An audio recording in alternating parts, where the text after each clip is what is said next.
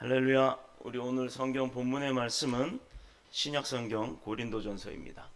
신약성경 고린도전서 9장 16절에서 24절까지의 말씀입니다.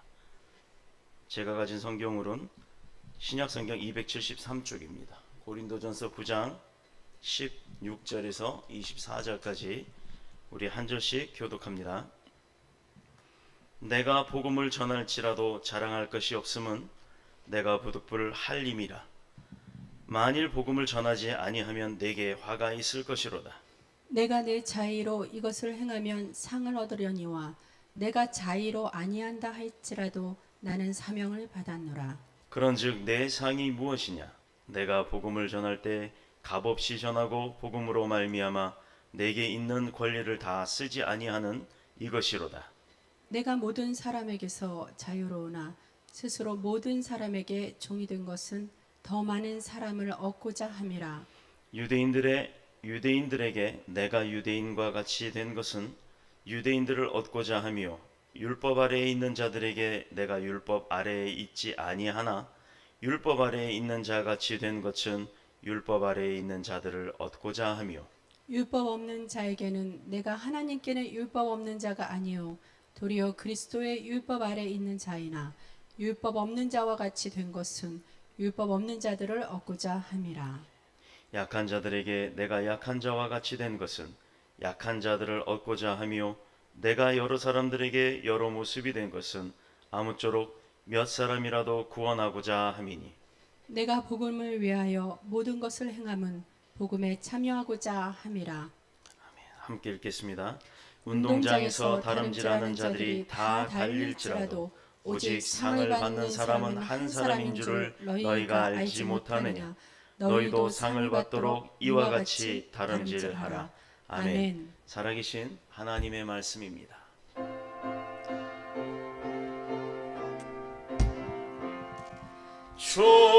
주님 우리의 마음을 여시오 말씀을 깨닫게 하옵소서.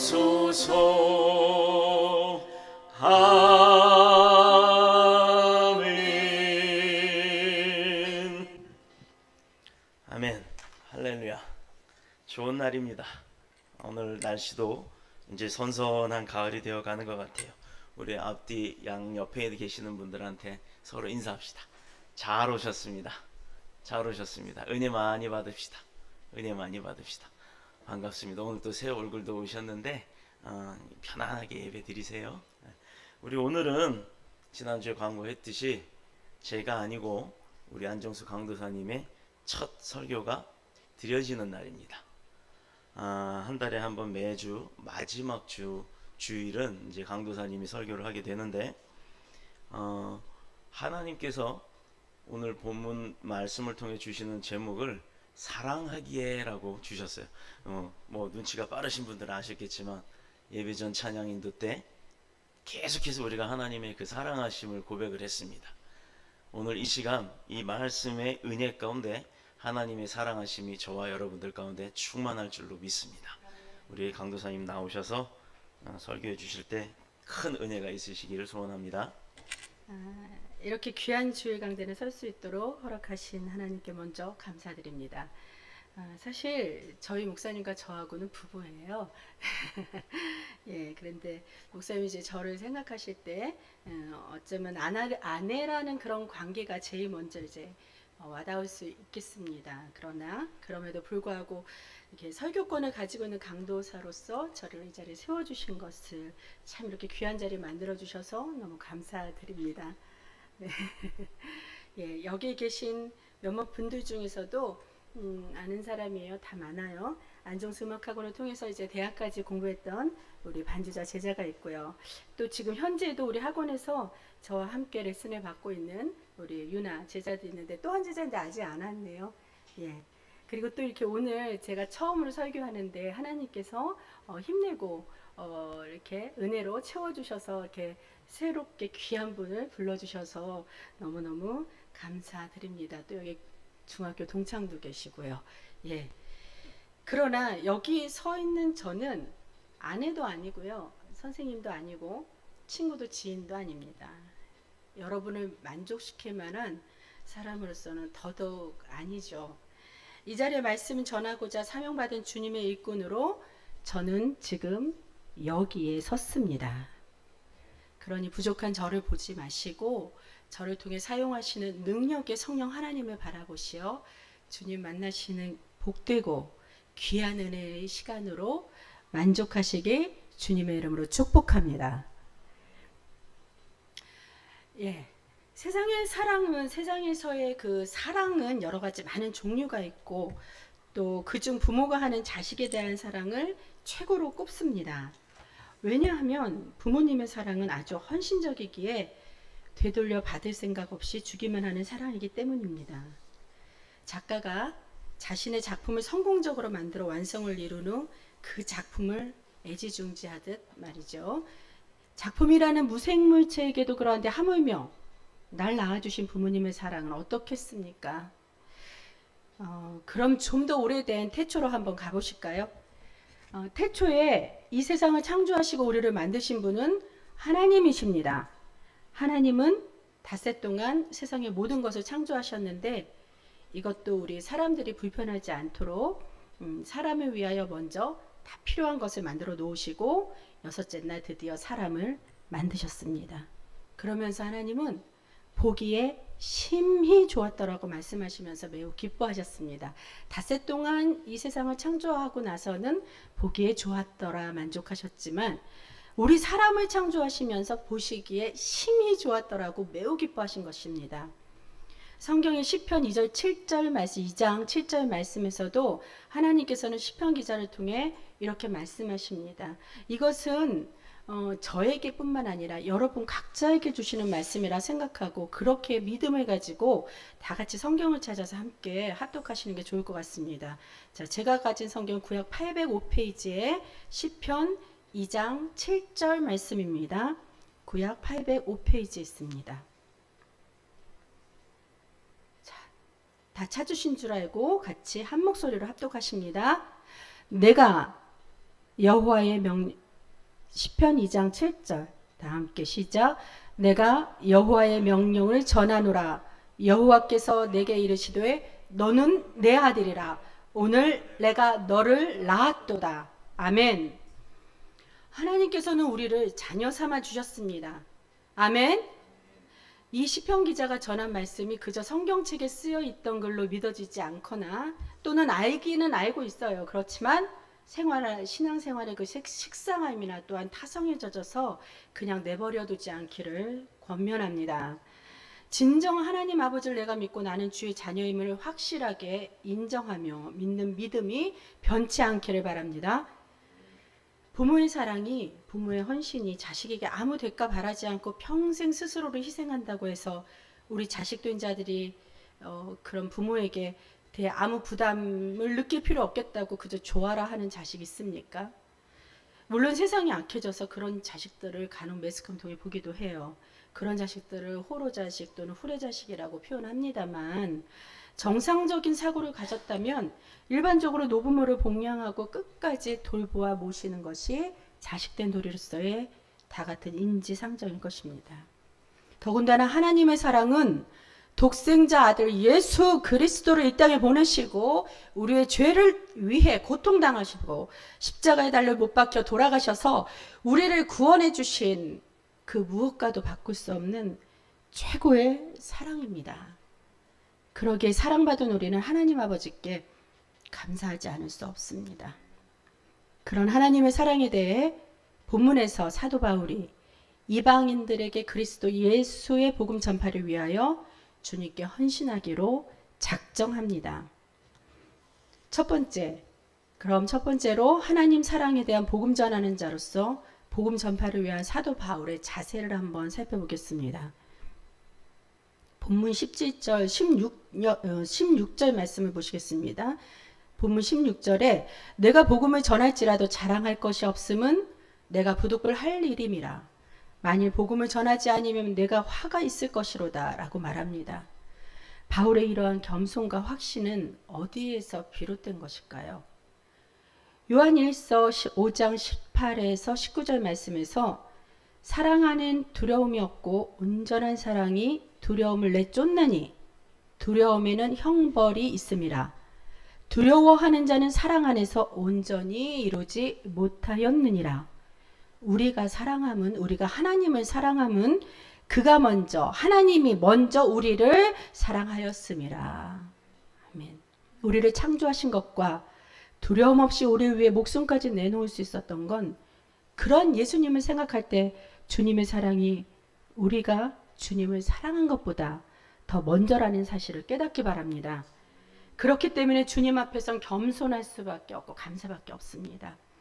바울도 그런 그리스도의 사랑을 배워 그 온전한 사랑을 본받아 남이 시켜서가 아닌 스스로 좌원하는 겸손한 자세와 함께 두려움 없이 복음을 전파하고자 결단했던 것입니다.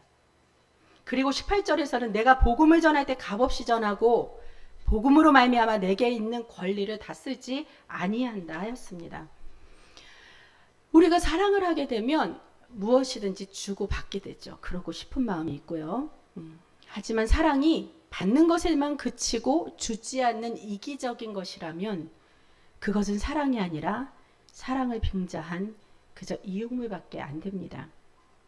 사랑은 받는 것보다 주는 게 진짜 진실하고 참된 사랑이죠.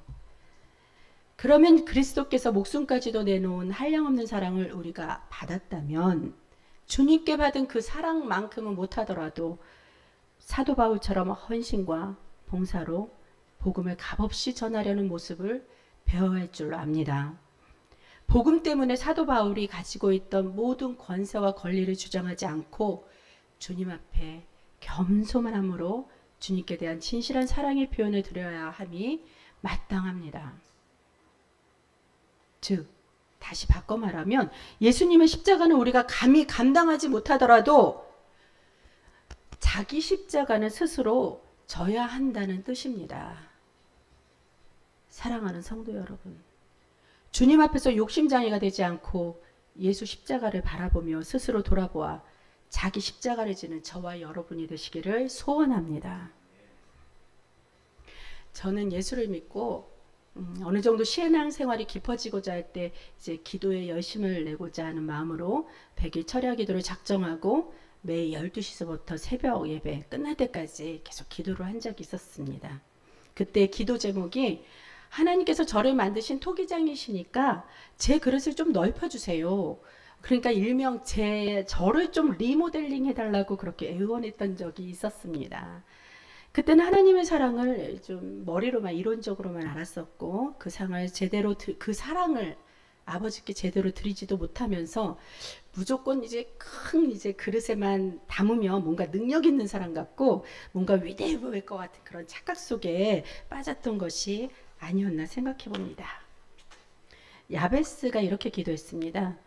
주께서 내게 복을 주시려거든 나의 지역을 넓히시고 주의 손으로 나를 도우사 나로 환난을 벗어나 내게 근심이 없게 하옵소서. 성경에 나온 야베스의 이런 기도를 빌어서 저도 지역을 넓혀달라고 했던 그 대목이 마음에 쏙 들어서 고기만 싹 뺐어요. 고기만 딱 빼서 기도하면서 이렇게 말씀을 가지고 기도했으니까 마치 내가 거룩해질 거라는 그런 착각을 했는지도 모를 것 같아요. 하지만 실상 내 욕심을 채우기 위한 기도를 했던 것은 아니었는지 스스로 다시 살펴보기로 했습니다. 그러자 주님의 뜻을 알고자 나를 내려놓아야 하는 기도의 시작이 내 것으로 더 채우고픈 정욕으로 변질되었다는 것을 발견하게 됐습니다. 여러분은 어린아이와 같이 욕심 많은 어리석은 기도가 아니라 올바른 기도로 주님의 뜻을 이루시는 축복의 사람이 되시기를 원합니다. 지경을 넓혀 주의를 해야 하니 큰 그릇이 필요했어요. 지경이 넓어져야 되니까 넓히니까 큰 그릇이 당연히 필요하죠. 또 큰 그릇을 사려니 돈이 부족하다는 생각이 듭니다. 제 스스로 그런 생각이 들었어요. 주의를 한다는 명목으로 그릇을 넓히려 했으니 물질이 필요하다고 요구하는 것은 적절한 이유가 되어서 스스로 합리화를 시킬 수 있었습니다. 그래서 그때부터 하나님께 물질 달라 막 때를 써요.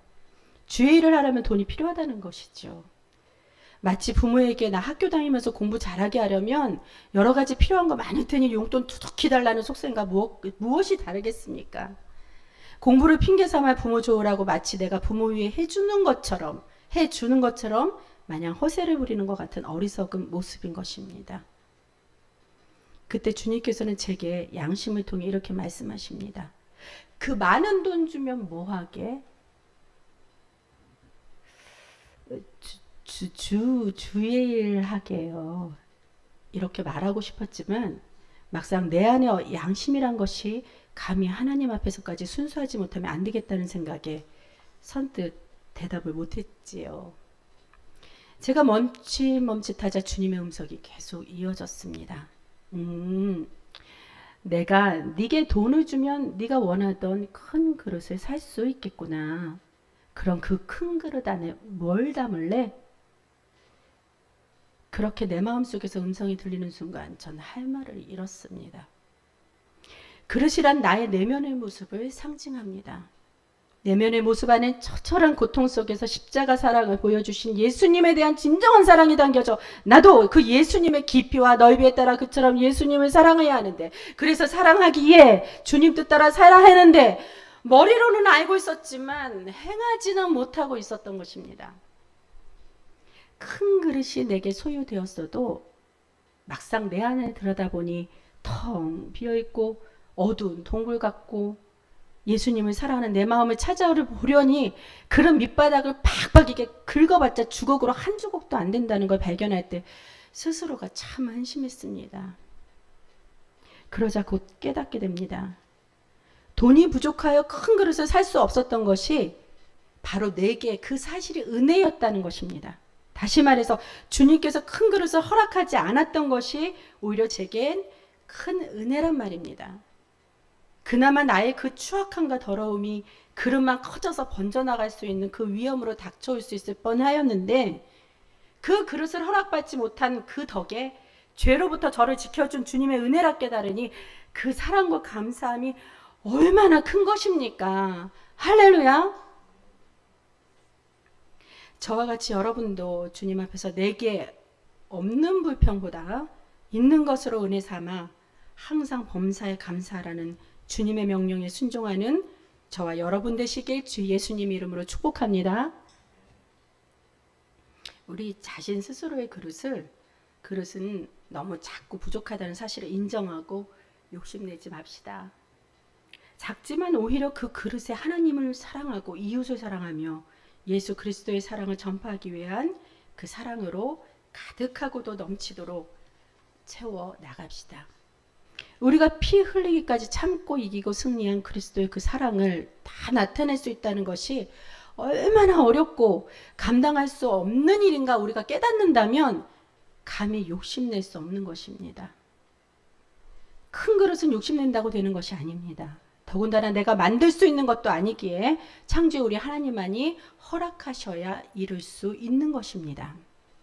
예수님을 사랑하는 그 마음이 넘치고 넘쳐서 그 더 큰 그릇이 필요하다고 주님께서 판단되실 때 토기장이신 주님께서 더욱 크게 넓혀주실 줄로 믿습니다. 하나님의 주권 앞에 순종하며 오직 하나님을 경외하고 사랑, 그 예수님의 사랑만을 담고서 가득 담고 주님 뜻대로 살아갑시다. 이러한 깨달음을 통해 하나님 기뻐하시도록 우리의 중심을 바르게 세워서 성령님께 의지하면서 말씀과 기도로 나아간다면 작더라도 우리의 그릇 안에 주님께 대한 찬양으로 온전하게 가득 채워져 언젠간 그 은혜에 보답할 수 있을 것입니다. 자, 그럼 둘째로 사도 바울은 복음 전파를 위해 자기 자신의 자유를 포기하면서 그리스도에 대한 사랑을 모든 이들에게 나타내도록 힘썼습니다. 유대인을 얻고자 바울이 유대인처럼 행동을 했어요. 율법 아래에 있는 자들을 얻고자 율법 아래에 있지 아니한 바울은 율법 아래에 있는 자같이 되었습니다. 이게 무슨 말이냐면 율법에 구속되어 있는 자들을 구원하고 구속하기 위해서 자기도 마치 율법에 구속되어 있는 것처럼 바울이 그렇게 나아갔다는 것입니다. 사람들한테. 그 다음 율법 없는 자들을 얻고자 바울은 율법 없는 자와 같이 되었는데, 사실은 말씀에서도 나타난 것처럼 바울은 하나님께 율법 없는 자가 아니에요. 이게 뭐냐면 율법에 얽매여서도 안 되지만 하나님께서 주신 이 말씀에 대한 이 율법은 우리가 강령하여야 합니다. 지켜야 합니다. 바울은 다 지키고자 노력했으며 그렇게 율법이 있는 하나님 아래에서 율법이 있었는데, 율법 없는 자를 구속하고 구원하고 전도하게 하기 위해서 그 자기 자신의 의로움을 다 포기하고 율법 없는 자와 같이 되었다는 말입니다. 또 말씀에서 약한 자를 얻고자 약한 자 같이 된 것처럼 모든 사람에게 여러 모습이 된 것은 아무쪼록 몇 사람이라도 구원하고자 함이라고 본문 19절부터 22절에 나타나 있죠. 사도 바울은 자유인으로 태어났고 아무에게도 예속되지 않았던 로마 시민입니다. 그 당시에 로마에서 로마 시민은 매우 세상 말로 유명 갑이라고 하죠. 그랬던 시대였습니다. 그럼에도 불구하고 그는 스스로 자신의 자유를 포기하면서 더 많은 사람들이 자유를 얻을 수 있도록 모든 사람의 종이 됩니다. 그리스도가 구원의 십자가를 지듯이 사도 바울은 복음을 위해 자기 십자가를 지며 예수 그리스도의 향기를 바랍니다. 말씀 속의 사도 바울처럼 그들이 처해진 상황의 어려운 일들이나 연약한 부분을 함께 공감하며 위로하며 주님 안에서 그들 스스로 힘을 찾을 수 있도록 도울 수 있는 저와 여러분 되시기를 축복합니다. 제 얘기를 한 번 더 할게요. 저는 5세부터 피아노를 배우다가 음악으로 대학을 졸업하고 우리나라와 러시아의 대학원까지 2개의 대학원을 졸업했습니다. 스스로 만족하며 좀 더 자유롭게 살아보고자 이렇게 많은 공부를 했지만, 그릇 안에 나를 들여다보니 마찬가지로 오랜 공부를 통해 이게 가득 자부심, 나는 공부 참 많이 했어라는 그런 자부심으로 가득 찼던 내 의로움, 또 안정수라는 내 이름, 또 내 정욕만이 담긴 모습을 보게 되었을 때 주님 앞에 창피함과 부끄러움이 밀려옵니다. 창세 때 아담과 하와가 에덴 동산에서 하나님이 먹지 말라고 하셨던 선악과를 기어이 따먹고 그 후 죄가 몸에 들어와 벌거벗겨진 제 자신의 모습을 발견하고 나뭇잎으로 자기의 몸을 가리던 아담과 하와의 그때 모습이 아마도 저희 심정과 같을까 합니다. 그나마 지금 나의 그릇이 내게 참 은혜였는데 이제까지 저 스스로도 알지 못했었지만 욕심과 교만의 그 더러운 것들을 더 담으려 큰 그릇을 준비하려던 저의 속내음 같았음을 이렇게 깨닫게 되니 용서치는 그 눈물과 회개로 주님 앞에 굴복하고 엎드리며 회개하게 되었습니다. 주님, 나를 용서하여 주옵소서. 나를 불쌍히 여겨 주옵소서. 회개했을 때 사랑 많고 자비하신 주님께 용서받음을 믿습니다. 할렐루야. 그러던 중 하나님의 부르심이 있어서 신학을 공부하기로 결단하여 학부를 졸업하고 지금은 신대원 과정과 목사고시를 준비 중에 있습니다. 그리고 또 심리와 상담에 관심이 있다 보니 여러 많은 사람들에게 조금이라도 유익하고 도움이 될 수 있을까 하는 마음에 목회 상담학도 함께 수업을 듣는 중에 있습니다. 목회자로 부름 받았기에 이제 내가 배운 음악이나 신학이나 또한 상담이 그 모든 지식은 주님 사랑받은 은혜에 대해 보답함으로 사용되어질 도구가 될 것을 믿고 기쁨으로 확신합니다. 깨닫고 나니 참 행복합니다. 참 행복해요. 내 안에 예수님을 모셔서 지금 행복한 지금 여기가 바로 천국이 아닐까요? 지금같이 구원의 확신만 있다면 주님께서 즉시 데려가신다 해도 참 즐거울 것 같습니다. 그러나 순간 지금 주님 곁에 가게 되면 정말 하나님 앞에 상급을 얼마나 쌓아두었을까라는 또한 부끄러움이 밀려옵니다. 그래서 마지막 셋째로 여기서 우리는 구원받은 자가 하늘나라의 영광스러운 면류관을 위해 무엇을 해야 될지 한번 알아보겠습니다. 본문 24절 말씀에서 하늘의 상급이 운동장에서 다름질하는 자들의 비유를 통해 교훈하십니다. 달리기 경주에선 정해진 레인 안에 이렇게 달려야 하죠. 규칙을 어겨서 자기 레일 밖을 벗어나면 반칙이 되어 탈락되고 맙니다. 무조건 이렇게 달리기만 하면 되는 것이 아니라 규칙을 잘 지키면서도 평소에 빨리 달릴 수 있는 훈련을 충분히 받은 그 한 사람만이 1등을 영광에 취할 수 있게 있습니다. 그러면 우리가 했던 그 주의 일들이 의뢰 주님께서 기뻐하셨으리라 우리가 당연시 여겼을 수 있겠지만 다시 한번 깨달아 보면 아무것도 모르면서 이렇게 마음만 앞서서 앞뒤 분별 없이 흥분된 모습으로 가득 찬 어리석은 자처럼 나 혼자만의 일방통행이 아니었을까도 한번 살펴봅니다. 마치 1등에만 눈이 멀어 반칙도 마다하지 않는 달리기 선수와 다를 것이 없겠지요. 혹 주님의 뜻이 아닌 내 뜻대로 하여 아버지께 영광 드리지 못한 일 수도 있을 겁니다. 부끄러운 구원이었지만 그래도 상급을 위해 힘쓰고 소천하셨던 친정 아버지에 대해 함께 은혜를 나누고자 합니다.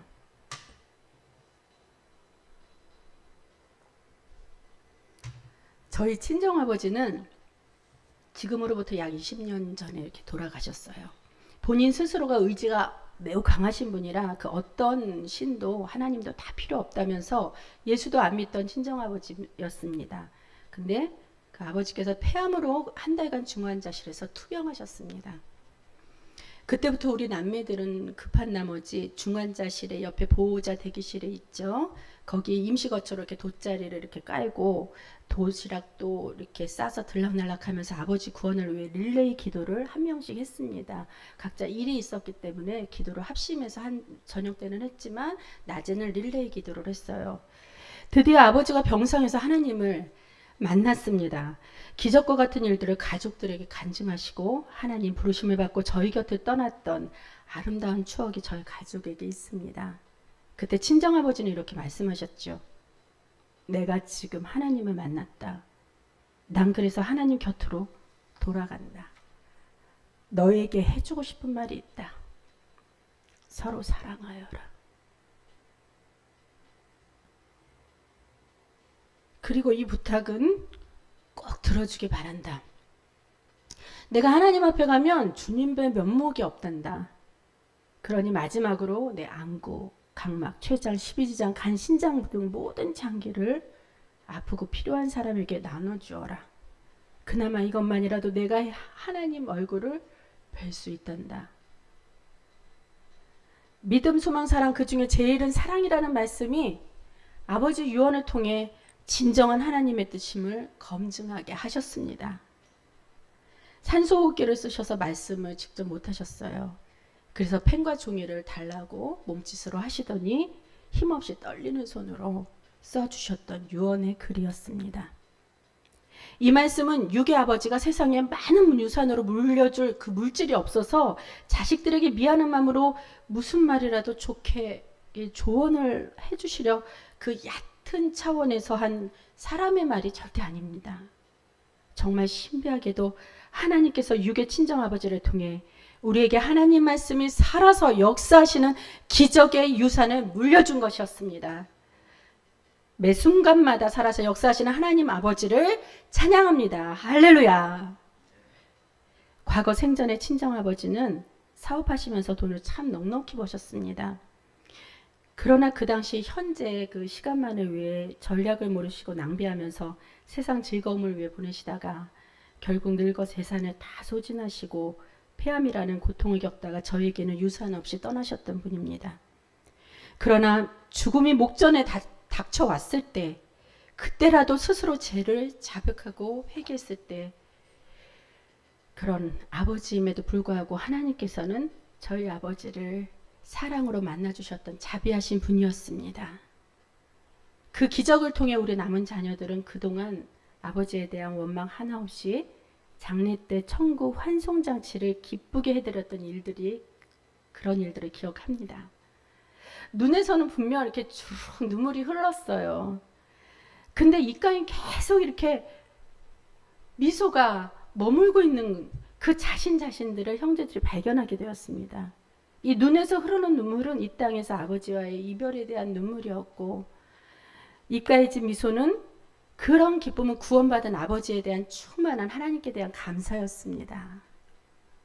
우리 형제들은 중환자실 대기실에서 친정아버지 구원을 위해 24시간 서로 이렇게 교대를 하며 기도했던 주님의 응답임을 확신하기에 아버지를 천국으로 인도하신 주님께 감사와 찬양을 드립니다. 사랑하는 더뉴스 보은교회 성도 여러분, 하나님은 우리를 사랑하십니다. 그 사랑으로 우리를 구속하시려 예수님을 이 땅에 보내시고 죽으시고 부활하셨습니다. 구원받은 우리는 저희 육의 아버지, 저희 친정아버지처럼 부끄러운 구원이 아니라 감사함으로 소망의 부활을 기다리면서 사도 바울과 같은 복음의 경주를 열심히 하여서 하늘나라에 상급이 쌓여져 영광스러운 면류관 얻기를 주님의 이름으로 축복합니다. 진정한 참사랑은 그리스도가 우리에게 행하셨던 그 영혼 구원에 대한 사랑입니다. 그러면 우리도 그 사랑의 빛이 남아있음을 깨닫기 바랍니다. 내 안에 그리스도의 사랑이 충만하다면 사랑하기 때문에 누가 갚아 이렇게 강요하지 않아도 갚지 않고는 견딜 수 없는 심정이 될 것입니다. 그런 마음으로 하나님을 사랑하시고 성령님과 동행하시며 예수 복음 전파하는 삶으로 우리 변화됩시다. 결론입니다. 여러분은 이제부터 누구를 사랑하시겠습니까? 이제부터 어떻게 사랑하시겠습니까? 하나님의 말씀을 따라 사랑하십시오. 마태복음 22장 37절에서 40절 말씀으로 주님께서 명령하십니다. 이것도 각자 받은 말씀으로 여기기 위해서 우리 신약 제가 가진 성경 38페이지 함께 합독하시겠습니다. 마태복음 22장 37절에서 40절 말씀입니다. 하나님의 말씀입니다. 다 같이 찾으신 줄 알고 말씀을 합독하여 받겠습니다. 예수께서 이르시되 내 마음을 다하고 목숨을 다하고 뜻을 다하여 주 너희 하나님을 사랑하라 하셨으니 이것이 크고 첫째 되는 계명이요 둘째도 이와 같으니 내 이웃을 내 자신과 같이 사랑하라 하셨으니 이 두 계명이 온 율법과 성지자의 강령이니라. 아멘. 이 말씀을 따라 하나님을 더욱 사랑하시기로 결단하십니까? 아멘 하십시오. 이 말씀을 따라 하나님을 더욱 사랑하시기로 결단하십니까? 아멘. 그러면 그 사랑으로 믿지 않은 부모, 가족, 친지, 이웃들에게 예수 복음을 전파하십시오. 왜냐고요? 하나님의 명령이고 주님의 뜻입니다. 왜냐고요? 사랑하기에. 잠시 기도하겠습니다. 사랑의 하나님, 말씀을 통해서 주님의 사랑을 배우고 알며 또 주님께서 원하시는 뜻이 참 사랑의 영혼 구원임을 깨달았습니다. 이 은혜를 통해 우리 교회도 매달 가까운 이웃으로부터 함께 전도하며 또한 멀리 캄보디아 선교도 준비 중에 있습니다. 성령 하나님 함께 해주셔서 좋은 열매 가득히 하나님 아버지께 영광되게 하여 주옵소서. 예수님 이름으로 기도합니다. 자, 할렐루야. 은혜가 되셨습니까? 장인어른 말씀도 나오고 제 얘기는 안 나오네요. 우리 강도사님이 그 사랑하기에라는 말씀의 제목으로 무엇을 전했을까, 무엇을 준비하고 전할 수 있을까를 제가 기도하면서 어저께 저녁에 고민을 좀 해봤어요. 사랑하면은 누구나가 해본 경험이 있고 받은 경험이 있죠. 그 오늘 말씀 가운데 또 하나 깨달았던 것은 무엇이냐면 내가 가진 것이 있으면 받을 것이 없다라는 겁니다. 그게 무슨 말이냐? 내가 예를 들어 뭐 이만한 상자를 갖고 있는데 그 상자 안에 담겨져 있는 것이 너무 많으면 새로운 것을 누가 주어도 받지를 못한다라는 사실을 오늘 알게 되었어요. 주면 줄수록, 그래서 내가 갖고 있는 것을 나누고 베풀수록 사랑도 베풀고 뭐 물질도 베풀고 이렇게 나눌수록 오히려 더 많은 것을 받을 수 있다라는 아주 귀하고 복된 말씀을 오늘 강도사님을 통해서 주심에 감사를 드립니다. 또 우리가 내 그릇을 넓히면, 그래 네 그릇을 넓히면 넌 거기다 뭐 담을래? 라고 하는 그 말씀에 과연 나도 내 지경을 넓혀 주소서, 나에게도 권능을 주소서, 이렇게 말씀은 했지만, 기도를 많이는 했지만, 정작 그렇게 그릇이 넓어졌을 때 그 그릇 안에 뭘 채울지는 예상을 못하고 준비하고 있지를 않더라 하는, 저도 그 말씀에 회개를 했습니다. 빈 그릇은 결국 소리만 날 뿐이지 그곳엔 담겨져 있는 것이 아무것도 없더라는 거예요. 제가 가끔 우리 강도사님이 학교도 다녀야 되고 바쁘니까 제가 이제 밥솥에 밥이 없으면 제가 쌀을 씻어 갖고 밥을 할 때가 있어요. 이렇게 뚜껑을 열어보기 전에 이렇게 뭐라 그래요? 그거 이렇게 서랍같이 그 밥솥이 얹어져 있는데 그걸 이렇게 당기면 밥솥이 나와요. 우리 그 집에. 그럼 그거 당길 때 보면 밥이 들으면 묵직하더라고요. 밥이 없으면 그냥 슉 나옵니다. 그래서 혹시나 하고 열어보면 밥통 자체가 안에 까만 통 있잖아요. 그게 없을 때가 있어요. 그럼 이제 밥을 씻어서 하는데 빈 그릇이 아무리 커봤자 소용이 없더라 이 말입니다. 밥솥이 아무리 커봤자 정작 배는 고파서 열었는데 밥이 없으면 그 실망감이 크죠. 그리고 또 어떤 사람들은 그래요. 배고플 때 짜증을 좀 많이 내고 날카로워지는 분들이 있는데 그러면 그럴수록 빈 그릇일수록 하나님께서 채워주실 수 있다라는 것. 내가 비어있다. 지금 내가 가진 게 없고 내가 힘든 상황이다 할지라도 그것에 대해서 불만을 갖는 것이 아니라 이제부터는 나에게도 채워질 수 있다. 하나님이 내게도 주실 수 있다라는 그 희망과 소망을 가지시기를 축복합니다. 아주 오늘 말씀 가운데 여러 가지로 회개도 하게 하시고 또 몰랐던 사실을 알게도 하시고 또 새로운 비전을 갖게도 하시는 아주 주님의 말씀에 감사를 드립니다. 이제 우리 모두 자리에서 일어나셔서 찬송가 50장 찬양하면서 준비했습니다. 주의 집에 영광이 가득해